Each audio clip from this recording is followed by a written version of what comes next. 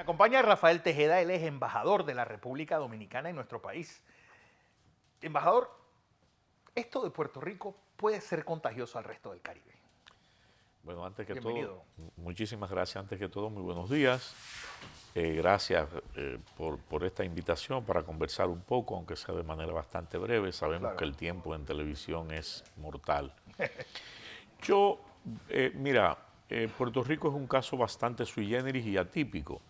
Puerto Rico, que pasa a ser posesión de los Estados Unidos en el 1898 en la Sí. guerra eh, Hispano-cubana. Digo, hispano-cubana, hispanoamericana. hispanoamericana, ha sido un extraordinario ejemplo de resistencia. En los años 40, los Estados Unidos imponen, digamos, culturalmente el idioma, etcétera, como idioma primero en Puerto Rico. Y sin embargo, Puerto Rico ha mantenido su idioma, sus costumbres. Puerto Rico sigue siendo un estado latinoamericano, a pesar de que es una neocolonia de los Estados Unidos. A partir de la muerte de un gran dirigente puertorriqueño que se da en la década del 60, que se llamó don Pedro Albizu Campos, que dicho sea de paso fue el primer mulato graduado cum laude en la Universidad de Harvard. Don Pedro, que murió ya de tuberculosis en los años 60, que fue un ícono, ¿verdad? El que hizo posible el grito de Lares, y toda aquella, organizó, digamos, toda aquella resistencia cultural para que Puerto Rico no perdiera su esencia hispana, ¿verdad? Y que formara parte también del concierto de naciones de América Latina.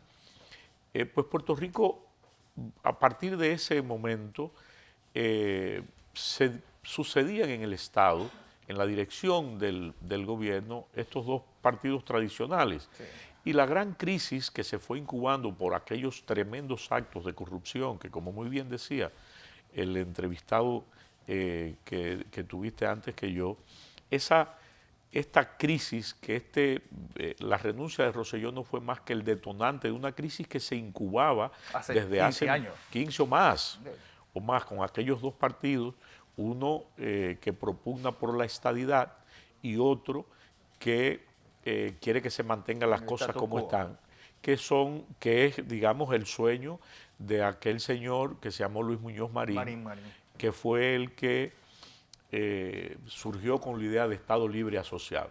Pero en fin, ha sido extraordinario lo que ha pasado en Puerto Rico y le ha enseñado a las naciones del mundo, incluso al Caribe, o empezando por el Caribe, que el pueblo, cuando toma una decisión y toma un camino, es indetenible. En República Dominicana no tenemos ese caso, afortunadamente. Afortunadamente. Sí, tú mencionabas anteriormente que este caso en Puerto Rico puede ser, digamos, una primavera caribeña, Caribeña. como se denomina la primavera árabe, ¿verdad? Que no fue tan primavera, que fue, Bueno, no yo creo fue, que cogió las 4 estaciones. cogió las cuatro estaciones. En República Dominicana, en cambio, nosotros tenemos un sistema político de partidos y tenemos una democracia ya adulta, que después de la última intervención norteamericana en el país, en el 165. 1965, hemos ido sucediéndonos en el país donde hay movilidad social, etcétera, etcétera. Entonces tenemos un sistema de partidos todavía muy fuerte, encabezado por 2 o 3 partidos mayoritarios, pero tenemos un grueso de partidos políticos pequeños, más grandes, etcétera, etcétera, que entra en el juego de esa Pero democracia. lo cierto es que dentro de todo, porque no hay que perder de vista, pues, un pueblo cubano insatisfecho con unas reformas que no llegan, Jamaica, que es una bomba de tiempo, y esta decisión de Danilo Medina de no ir a la reelección, yo creo que también indica que los cambios de los tiempos en el área del Caribe. Absolutamente. Lo que pasa es que, mira, la naturaleza tiene leyes inviolables. La República Dominicana votó una reforma o una nueva constitución en el 2010. Sí. Danilo Medina fue elegido en el 2008. Entonces, termina su periodo ahora. Es obvio que el presidente quería reelegirse, y además más de un 55% de la población quería que el presidente se reeligiera. Y no lo digo yo, son encuestas que están ahí, además públicas. Pero un sector minoritario dentro de su partido y otras fuerzas impidieron que se transformara la Constitución, por decirlo de alguna manera, para que el presidente pudiera optar por un nuevo periodo. ¿Le abre la puerta a Leonel Fernández? Sí, bueno, Leonel Fernández no está impedido.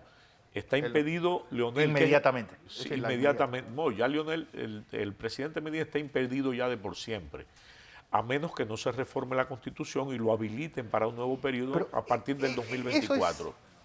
Porque no es la historia dominicana tartamuda que Leonel Fernández y Danilo Medina están haciendo el mismo juego que eran Bosch y Balaguer hace 50 años. Sí, para que vea. Bueno, decía Hegel, recogido por Marx después, que la historia se repite. En espiral. Unas veces como farsa y otras veces como tragedia. Sí, la historia está compuesta de todos hechos repetitivos.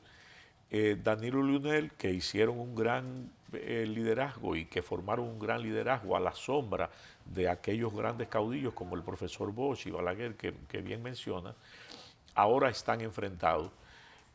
Sin embargo, puedo decirte con mucha claridad y con toda responsabilidad que el presidente Medina es un hombre político, además que es un hombre totalmente asequible a la población.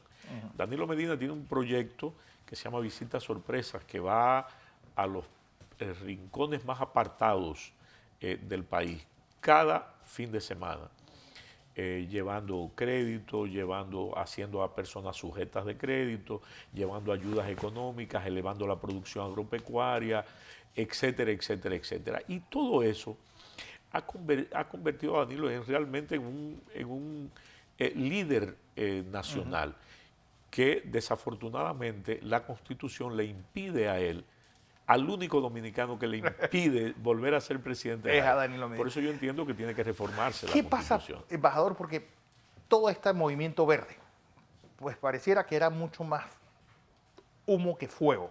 Es decir, a pesar que en los primeros momentos se veía el enojo y el sentido de agravio del país, de todo el escándalo de Odebrecht, eso parece que se lo desapareció. No, mira, interesante. Bueno, Odebrecht cambió el genoma político de América Latina. Sí. Lo cambió totalmente. Bueno, al final lo único que hizo fue quitarle la careta a lo que todo el mundo decía como un secreto a voz. Correctamente. En República Dominicana actualmente están sometidos a la justicia y van a juicio de fondo. Sí. Próximamente, ahora en agosto, comienza el juicio de fondo contra 8 funcionarios del gobierno de Medina. Funcionarios del gobierno de Fernández. De Leonel Fernández, incluso ministro de Obras Públicas, director de la Corporación de Acueductos y Alcantarillados del Gran Santo Domingo, etcétera, etcétera. Es decir, y hay pruebas, de acuerdo a lo que dice el procurador de la República. Yo, que no soy un erudito en derecho, pero que entiendo que, como bien decía el abogado que entrevistó usted antes, que hay que partir de la presunción de inocencia. De acuerdo a los datos del procurador de la República Dominicana, las pruebas que hay contra estos funcionarios son muy conclusivas. Y está ahí, no ha perimido el caso. Hay 9 funcionarios que están ahora enfrentando a partir de agosto un juicio de fondo y probablemente muchos van a ser condenados a largas penas de cárcel, ¿verdad? Es decir, que en República Dominicana se le ha dado seguimiento al tema de Odebrecht. Me dirán que faltan algunos. Bueno, faltarán algunos. Lo que pasa es que la justicia actúa con pruebas. Sí. Y para que no se caiga un expediente, tú puedes someter a cualquiera, pero cuando llegan a la justicia es la que determina si hay realmente evidencias probatorias suficientes para encarcelar o no a una persona. República Dominicana es un caso interesante, sobre todo que Panamá y República Dominicana casi hemos coincidido, ambos como una especie de economías estrella en América Latina, sobre todo por la diversificación que hemos tenido. Ustedes, pues pareciera que República Dominicana solo es turismo, pero hay minería, hay exportación y han hecho realmente unas maravillas en lo que es la producción agrícola en espacios pequeños y con rendimientos increíbles. Están metidos también en zonas francas. Pareciera que somos competidores, pero al mismo tiempo creo que somos complementarios. Totalmente, somos muy parecidos. Obviamente ustedes tienen una ubicación geográfica extraordinaria.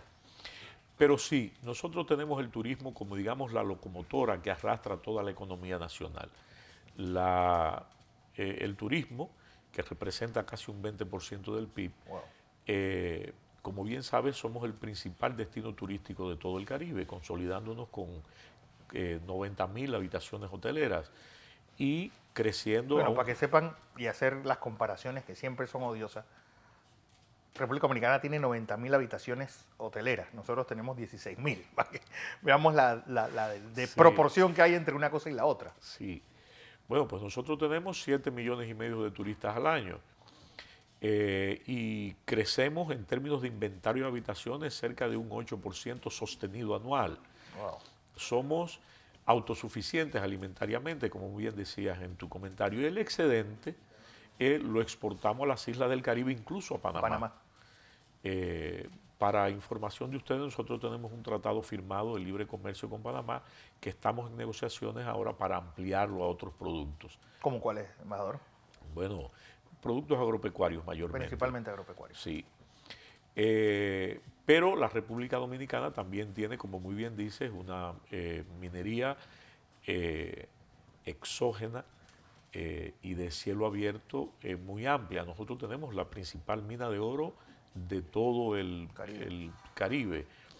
Tenemos bauxita, tenemos níquel, tenemos ferroníquel, pero también tenemos zona franca. Somos el principal parque industrial de zona franca de todo el Caribe, incluso de Mesoamérica y parte de Sudamérica. No puedo darte con exactitud las cifras que tenemos ahora mismo porque las desconozco, pero creo que somos el más grande. En términos también de telecomunicaciones, de sistema financiero, etcétera, etcétera. La República Dominicana ha crecido muchísimo en los últimos años. El año pasado crecimos 6.3, este año está planificado 6.1. Pero la pregunta, embajador, es que es lo mismo de acá. Ese crecimiento sostenido, importante, economías que en 5 o 6 años han duplicado su tamaño, ¿ha sido equitativo esa repartición de panes? No, ahí es lo que tenemos que trabajar. Y ahí está enfocado el actual gobierno. Porque ustedes también, y esto es importante decirlo, tienen una población muy grande fuera de la República Dominicana. Sí, la República Dominicana, nosotros somos aproximadamente 12 millones de personas en un territorio pequeño. Tenemos 50.000 kilómetros cuadrados, ustedes tienen 75.000. Y tenemos el agravante, además, de que tenemos al lado Haití. Haití tiene 7, 8 millones de habitantes, o 10. De los más paupérrimos del continente. De los cuales 3 están en República Dominicana, dedicados a sectores de la construcción, al sector agrícola, recogida de frutos, etcétera, etcétera. Con un bajo nivel cultural. Y educativo. Exacto. Entonces, ese es nuestro mayor problema. Un handicap. Y fuera del país, nosotros tenemos una remesa de cerca de 4.000 millones de dólares. Wow. Porque tenemos 2,5 millones de dominicanos fuera, mayormente en los Estados Unidos y Europa. Embajador, un placer tenerle. El gusto es mío, hombre. La última, embajador de la República Dominicana en nuestro país.